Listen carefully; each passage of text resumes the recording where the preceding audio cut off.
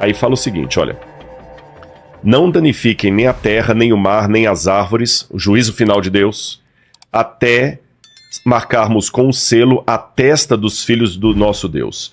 Então ouvi o número dos que foram marcados com o selo. Eram 144 mil de todas as tribos de Israel.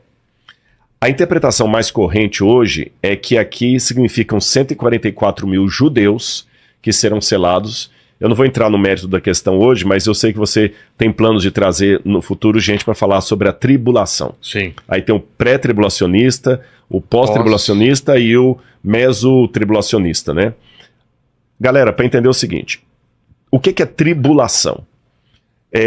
No finalzinho da história do mundo, isso aqui é um ponto pacífico entre todos os intérpretes. Antes que o mundo chegue assim ao primeiro minuto da eternidade, haverá uma grande tribulação. Nessa grande tribulação, o anticristo vai dominar a terra com uma força muito grande.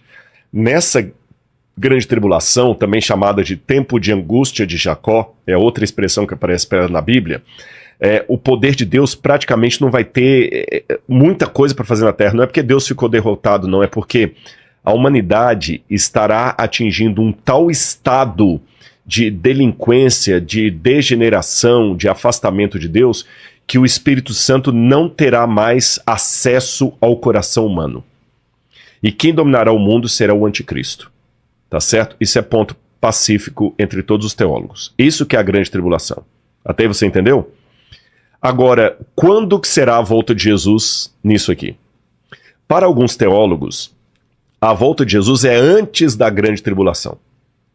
Jesus vem, arrebata a igreja, porque vai ser tão caótico que vai estar aqui na terra. Tão violento, tão pá, que Deus vai fazer com a igreja dele assim, eu vou tirar vocês daí pra vocês não sofrerem isso. E nessa visão, que é chamada de pré-tribulacionismo, quem vai ficar para trás? Não tem aquele livro do Tim LaHaye, Deixados para Trás? E fizeram um filme também com o Nicolas Cage, se eu não me engano, né? Não sei se é com ele, mas eu já vi esse não filme. Tem um que é com ele, se eu não me engano. Tem uma série chamada Leftovers. Leftovers, alguma coisa assim. Todos esses Tim LaHaye, ou esses aí, a própria novela Apocalipse da TV Record, da Record TV, a ideia é que Cristo vai arrebatar a igreja, e quem vai ficar para trás? Dois vão estar no mesmo ambiente, um vai e outro fica. Quem vai ficar para trás? Vai ficar para trás aquela pessoa que não estava tão espiritualmente preparada, e Deus ainda vai dar uma chance. Ele pode até se arrepender, mas ele vai comer o pão que o devil amassou ali. E os judeus também vão, nessa época, reconhecer Jesus ao Messias. Muitos judeus vão se converter e vão ficar para trás também aqui, sofrendo com o anticristo. Isso é o pré-tribulacionismo. O meso-tribulacionismo vai achar que a volta de Jesus vai vir em meio a esse caos. Não antes, Entendi. Mas em meio ao caos. O pós-tribulacionista acredita que não, que a volta de Jesus será após a grande tribulação. E para o pós-tribulacionista, a igreja passará pela tribulação também. Pela grande tribulação. E quem será a igreja que passará pela grande tribulação? Os 144 mil. Para essa terceira opinião, é claro. Eu sou dessa terceira opinião. Também. E alguém para falar, Rodrigo, mas eu sempre ouvi falar que eram judeus. Para mim não são judeus, eu vou explicar por quê. Lembra que o Apocalipse é um símbolo. Sim. E como símbolo, tem que entender o símbolo como símbolo. O fato, por exemplo, o Espírito Santo é uma pessoa, mas João vê 7 espíritos de Deus diante da... É lógico que é simbólico, senão vou acreditar num politeísmo aí, né? 7 espíritos de Deus. É um espírito só representado pelo número 7, porque é o número da perfeição. O Messias, por exemplo, ele é ungido com 7 espíritos de Deus. Outro exemplo que eu poderia dar, as 7 igrejas do Apocalipse. Na verdade, é uma igreja cristã só. Mas ele divide essa igreja cristã em 7 igrejas para representar a plenitude da igreja cristã. Compreende? Entendi. Então, para mim, por que fala 144 mil judeus? Olha que, se eu pegar literalmente aqui, eu tenho alguns problemas. Primeiro, porque fala que o número é 144 mil. Será que é número literal? Segundo, não envolve judias, mulheres, só homens. Porque quando você vai para o capítulo 14, lembra que eu falei do quiasmo? Que está aqui, está no final? No capítulo 14 fala desses mesmos 144 mil e diz assim, olha, eu vou ler para você aqui, olha. Capítulo 14, versículo 1. Olhei, e eis que o Cordeiro estava em pé sobre o monte Sião, e com ele estavam os 144.000 que tinham escrito na testa o nome do Cordeiro e do seu Deus.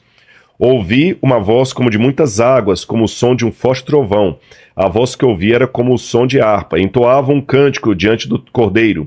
Ninguém podia aprender o cântico, senão os 144.000. E diz assim: esses são os que não se macularam com mulheres, porque são virgens. Então, se eu entender isso aqui literalmente, os 144.000 só podem ser judeus que nunca se casaram, porque são virgens. Então complica. E vou complicar mais ainda. Não podem ser 144.000 judeus, porque judeu é quem é da tribo de Judá. Aqui fala que era 12.000 da tribo de Naftali, 12.000 da tribo de Zebulun, 12.000 da tribo de... Já só não tem a tribo de Dan aqui, só não tem Dan. Essa teoria, então. Então, para mim, é um símbolo. Paulo fala na carta aos Romanos que o Israel de Deus hoje é a igreja. Você entendeu? Ele falou assim, olha, Deus pode suscitar descendentes para Abraão dessas pedras. Então, embora eu, Rodrigo, tenha ascendência judaica lá no meu Pereira, por causa de cristãos novos que fugiram da Inquisição, independente disso aí, quando eu aceito a Jesus como Messias, espiritualmente, à luz do Novo Testamento. Um rabino ia achar isso aqui ridículo, o Ravi Sani não ia concordar com isso, nem o Rabino Ventura. Estou falando à luz do Novo Testamento. À luz do Novo Testamento, pelos padrões do Novo Testamento, eu sou descendente de Abraão pela fé. Os descendentes de Abraão, segundo a carne, são circuncidados. Os descendentes de Abraão, segundo o Espírito, são batizados. Entendi. Você entendeu? Então, para mim, aqui é a igreja. E por que 144.000? Lembra que eu falei que o pessoal multiplica os números para poder dar um superlativo? Pedro perguntou a Jesus, quantas vezes eu devo perdoar o meu próximo? 7 vezes? 7 significa o que mesmo, lembrar? Perfeição. Então é como se ele perguntasse assim, Senhor, quantas vezes eu devo perdoar o meu próximo de maneira perfeita? Jesus falou assim, eu não digo 7, mas 70 vezes 7. Mais que perfeito. Mais que perfeito. Perfeitíssimo, como diz o Chaves. Então aqui, o que são 144.000? 12, que nós falamos que é o povo de Deus. Isso. Vezes 12, vezes 1.000.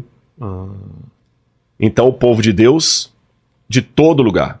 E a prova maior que é assim mesmo, que o Apocalipse ele tem uma forma, lembra que eu falei da aula de hebraico?